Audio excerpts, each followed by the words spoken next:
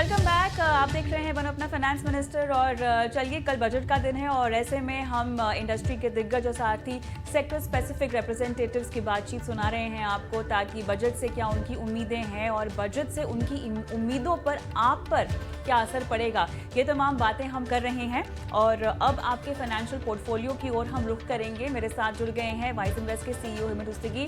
हेमंत जी, आपका बहुत बहुत स्वागत है बजट से पहले हमारी इस बेहद खास पेशकश में। और रोज़ाना की तरह हम दर्शकों के सवालों के जवाब तो देंगे ही, लेकिन उससे पहले क्योंकि हमने शो में शुरुआत में हमने नीलेश शाह जी से बात की और साथ ही हमने रियल एस्टेट के दिग्गजों से भी बातचीत की है, तो अगर दोनों ही पहलुओं पर मैं आपसे बजट एक्सपेक्टेशन समझना चाहूँ और उनकी बातचीत कितनी वाजिब है, ये अगर मैं आपसे भी समझना चाहूँ, क्योंकि देखिए कहीं ना कहीं रिटेल की पार्टिसिपेशन जो इस तादाद में बढ़ती हुई दिखाई दे रही है, उसको और बूस्ट करने की ज़रूरत है। थोड़ा सा पैरिटी टैक्सेशन में कैपिटल टैक्स के लिहाज से, overall treatment across asset classes के लिहाज से उसकी ज़रूरत है।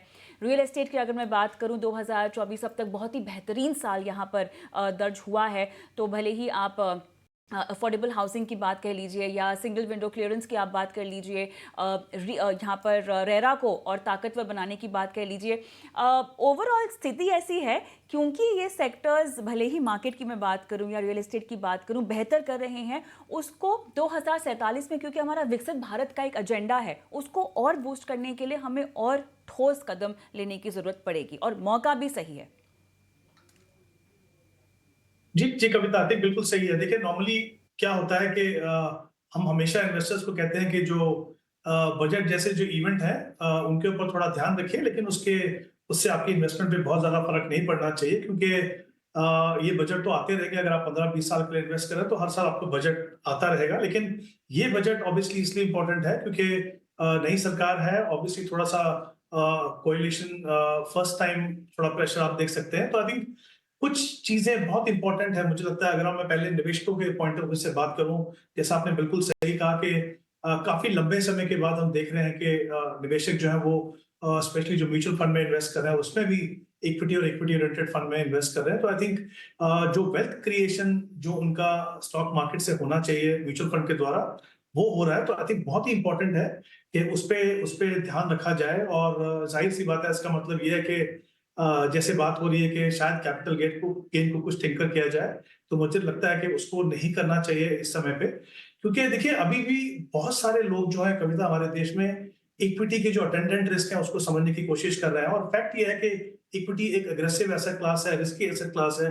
जब आप वहां पे रिस्क लेते हैं तो कुछ ना कुछ कैपिटल गेन बेनिफिट तो आपको मिलना ही चाहिए। तो आई थिंक मुझे लगता है उसको मेंटेन करने की जरूरत है। और इनफैक्ट आगे जाके हम देखेंगे कि जिस तरीके से एसआईपी बुक बढ़ रही है और लोग इसमें आके इन्वेस्ट शामिल होंगे, तो आई थिंक ये बहुत इंपॉर्टेंट है।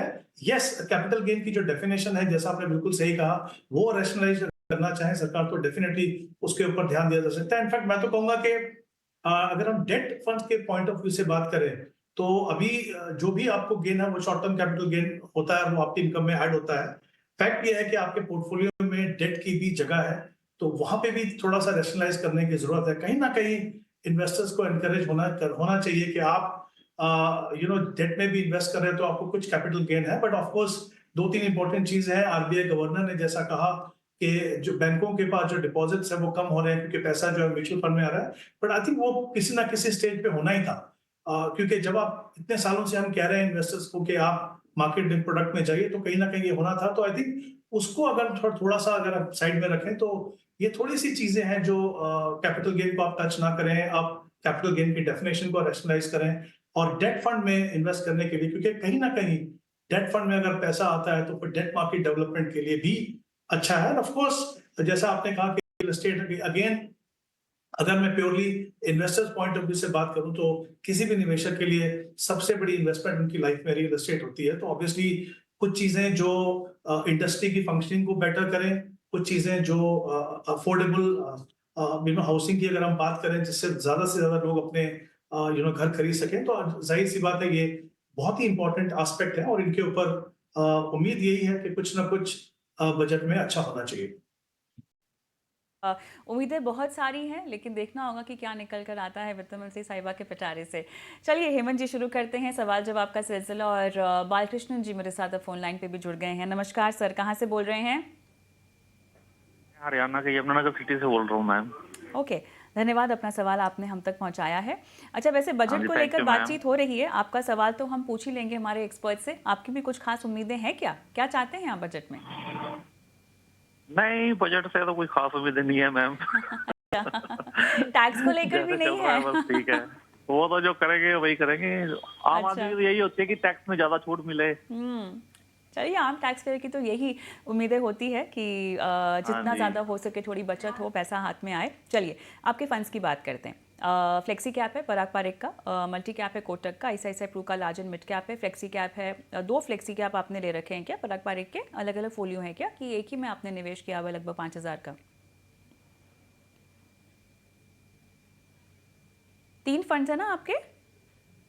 नहीं मैम, एक एचडीएफसी का फ्लेक्सी कैप, एक पराग पारिक का फ्लेक्सी कैप, कोटक का मल्टी कैप, अच्छा। निप्पॉन इंडिया का मल्टी कैप। हाँ, काफ़ी सारे हैं। हाँ हाँ, ये मिल गए। डिटेल में कुछ गड़बड़ी थी, तो आपके पास यहाँ पर चलिए 6-7 फंड्स हैं।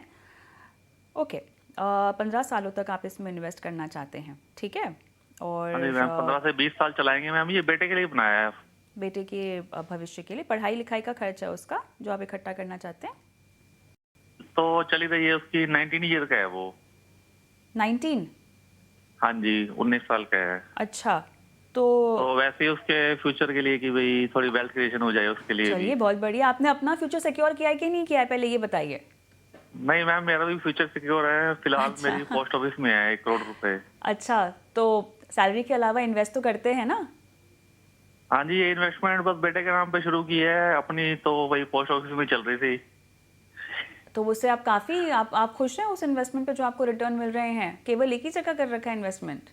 हाँ जी, फिलहाल तो मैम वही कर रहा है। म्यूचुअल फंड में कभी किया नहीं था, बस अभी शुरू किया था ये वाला। तो चलिए, मैंने कहा हमने तो तो ये कर तो लिया जो आपने करना बेटे था। के लिए रख लिया है, लेकिन बेटे को बेटे आप के लिए कुछ एक्स्ट्रा किया जाए। अच्छा, नहीं चलिए, अच्छा है बेटे के बारे में आप सोच रहे हैं, लेकिन बेटा अभी 19 साल का हो गया है और हाँ जी। मेरे ख्याल से आने वाले वक्त में वो इतना मैच्योर तो हो ही जाएगा कि अपनी फाइनेंशियल प्लानिंग भी अपने हाथ में रख सके। लेकिन आपको जो है अपने बारे में ज़रूर सोचना चाहिए। अब की बार आप बेटे के लिए, उसके भविष्य के लिए हम फाइनेंशियल प्लानिंग कर देते हैं, क्योंकि सवाल वो आ रखा है। अगली बार मैं चाहती हूँ कि आप भी अपना सवाल अपने पोर्टफोलियो को लेकर, अपनी ज़रूरतों को लेकर, खासतौर से रिटायरमेंट, क्योंकि यही वो समय है, देखिए उस उम्र के पड़ाव में आप हैं जहाँ पे आप अपने रिटायरमेंट के बारे में पहले सोचें, और बेटे के लिए जितना हो सकता है वो तो आप कर ही रहे हैं। चलिए, हेमंत जी के पास जाते हैं। हेमंत जी, बताइए। हाँ, देखिए कविता, अगर इनकी प्योरली अगर हम पोर्टफोलियो की बात करें तो इनके पोर्टफोलियो में 7 फंड्स हैं और करीब 17,500 की इन्वेस्टमेंट कर रहे हैं। 15 से 20 साल का समय है। तो ऑब्वियसली अगर हम स्ट्रेटेजी की बात करें, इक्विटी फंड में एसआईपी से इन्वेस्ट करना इतने लंबे समय के लिए बहुत ही सही स्ट्रेटेजी है। दूसरी बात, अगर मैं इनकी फंड्स की बात करूं तो फंड्स थोड़े ज्यादा जरूर हैं, बट जो फंड सिलेक्शन है वो काफी अच्छी है।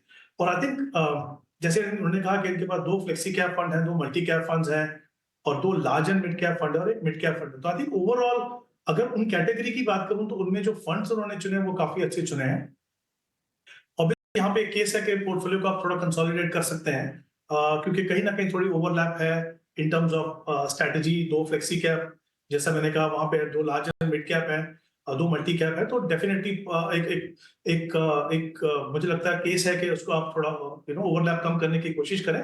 बट क्योंकि जैसा मैंने कहा फंड सिलेक्शन काफी अच्छी है, अगर जैसा आपने भी कहा इनको अगर ये कोशिश कर रहे हैं कि अपने रिटायरमेंट के लिए भी पोर्टफोलियो बनाए साथ में, तो अगर एसआईपी अमाउंट बढ़ाना चाहे तो फिर ये फंड्स आप रख सकते हैं। बट अगर इस पोर्टफोलियो को बिल्कुल अलग से रखना है तो फिर डेफिनेटली थोड़ा सा कंसोलिडेट कीजिए। 2 फ्लेक्सी कैप फंड है, उनमें से एक रखिए। जैसा मैंने पहले भी कहा कि फंड जो उन्होंने चुने वो सारे अच्छे हैं, तो इनमें से कोई भी एक फंड अगर आप मेरी रिकमेंडेशन है तो मैं कहूंगा कि एचडीएफसी फ्लेक्सी कैप रख लीजिए। हालांकि मैं कहूंगा कि पराग पारिक फ्लेक्सी कैप में आपको थोड़ा सा इंटरनेशनल एक्सपोजर, यूएस मार्केट का एक्सपोजर भी मिलता है। But purely from the point of view जो पोर्टफोलियो साइज है, और अगर मैं परफॉर्मेंस की बात करूं तो फिर एचडीएफसी फ्लेक्सी कैप को आप रख सकते हैं। मल्टी कैप में 2 फंड्स हैं, कोटक मल्टी कैप और निप्पॉन इंडिया मल्टी कैप। वहां पे आप एक फंड रखिए, कोटक मल्टी कैप फंड, और वहां पे आप 5,000 इन्वेस्ट कीजिए। वैसे ही जैसे मैंने कहा फ्लेक्सी कैप में भी आप एक ही फंड में 5,000 की इन्वेस्टमेंट कीजिए। और बाकी जो 3 फंड है, 2 लार्ज एंड मिड में है।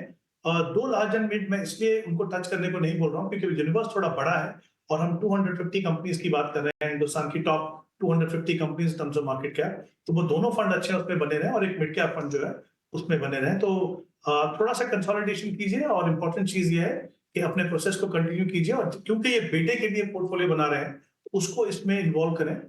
बेटे को ये समझना बहुत जरूरी है कि ये जो स्ट्रैटेजी आप जो अडॉप्ट कर रहे हैं उनके लिए, इसका फायदा क्या है और आगे जाके उन्हें खुद से इसको किस तरीके से आगे कंटिन्यू करना। All the best. और काफ़ी विस्तार से आपको रणनीति समझाई है और उम्मीद करते हैं कि आप बदलाव करेंगे जो भी आपको सलाह दी गई है। एक छोटा सा ब्रेक हमें लेना होगा। ब्रेक के बाद सवालों का एक रैपिड फायर करते हैं क्योंकि समय कम रहेगा और सवाल बहुत ज़्यादा है इस ब्रेक के बाद।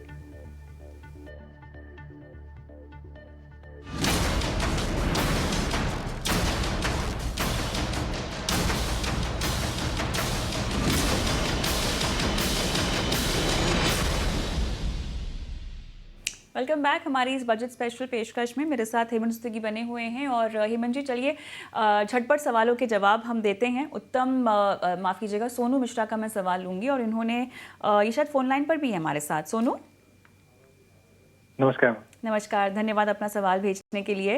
आपके पास ब्लू चिप है ICICI प्रो का, आपके पास पराग पारिक का फ्लेक्सी कैप है, निपॉन इंडिया का फंड है आपके पास, ग्रोथ फंड है और साथ में HDFC स्मॉल कैप भी आपके पास है। स्टेप अप करेंगे अपनी SIP को 10 से 15 साल में और फिलहाल 7,000 रुपये की आपकी राशि है। कोई खास कॉर्पस जो आपको इकट्ठा करना है? नहीं, वेल्थ क्रिएशन है बस एक्चुअली। अच्छा, मैं नहीं हूँ, एक्चुअली बिगिनर हूँ, तो मैं देख रहा था कि क्या है, तो मैं इसलिए ज्यादा अमाउंट उसमें नहीं डाल रहा हूँ। वो फ्यूचर में डाल सकता हूँ लेकिन अभी फिलहाल मैं इतना ही डाल के देख रहा हूँ। चलिए, और पता करना है कि मतलब ये क्या सही फंड है, तो मैं आगे जाके बढ़ाऊंगा भी इसको। सही जगह अपना सवाल आपने भेजा है। झटपट सलाह लेते हैं। हेमंत जी क्या कहेंगे? देखिए कविता, दो इंपॉर्टेंट चीजें हैं यहाँ पे। तो इनको उन्होंने कहा कि 15 साल का समय है। ऑब्वियसली उस पॉइंट ऑफ व्यू से अगर देखें तो इक्विटी फंड में SIP करना बिल्कुल सही स्ट्रेटेजी है। दूसरी, इनकी जो कमिटमेंट है, जैसा उन्होंने कहा कि 10% से अपनी SIP बढ़ाएंगे, वो भी एक बहुत ही इंपॉर्टेंट एस्पेक्ट है, क्योंकि वो कहीं ना कहीं आपके जो कॉर्पस जो आप एक्यूमुलेट कर सकते हैं वो काफी बड़ा हो सकता है। एक बात और कहना चाहूंगा कि जो फंड सिलेक्शन है, 4 फंड्स हैं इसके अंदर। एक लार्ज कैप फंड है, एक फ्लेक्सी कैप फंड है, एक स्मॉल कैप फंड और एक mid cap fund. I think चारों के चारों फंड जो उन्होंने चुने हैं वो ऐसे फंड हैं जो कंसिस्टेंटली अच्छा परफॉर्म कर रहे हैं। तो आई थिंक फंड सिलेक्शन के इस पॉइंट ऑफ व्यू से इन्होंने काफी अच्छा किया है। मेरा ये मानना है कि इनमें आप बने रहिए और आगे जाके अगर आपको अपनी SIP बढ़ानी है तो कोशिश कीजिए कि मिड कैप और स्मॉल कैप में थोड़ा सा एलोकेशन बढ़ा सकते हैं आप, क्योंकि समय आपके पास लंबा है। तो निपॉन इंडिया ग्रोथ फंड और HDFC स्मॉल कैप में जब भी आप SIP बढ़ाएं, थोड़ा सा अमाउंट उनके अंदर आप ऐड कीजिए।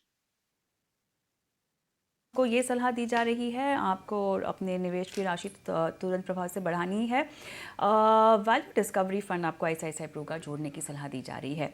हेमंत जी सवाल हमारे पास बहुत हैं लेकिन आज मेरे पास समय दरअसल समाप्त हो चुका है, लेकिन बहुत बहुत धन्यवाद आपका समय निकाला और हमेशा की तरह दर्शकों की सहायता की। मुझे भी इजाज़त दें, लेकिन जाते जाते आपको बता दूँ मैं कि कल बजट का दिन है और ऐसे में हमने एक बजट दरबार लगाना है जहाँ पर आपके लाइव सवाल भी हम शो में शामिल करेंगे। तो अपने सवाल आप हमें व्हाट्सएप कर सकते हैं, अभी भी कर सकते हैं, कल बजट देखने के बाद भी कर सकते हैं। अगर आपको अपना टैक्स का कोई पहलू या निवेश को लेकर कोई भी चीज़ समझनी हो, बजट दरबार कल हमारी पेशकश है, उसमें अपना सवाल आप भेज सकते हैं। व्हाट्सएप नंबर स्क्रीन पर फ्लैश हो जाएगा। यूट्यूब पर भी सवाल छोड़ सकते हैं। नमस्कार।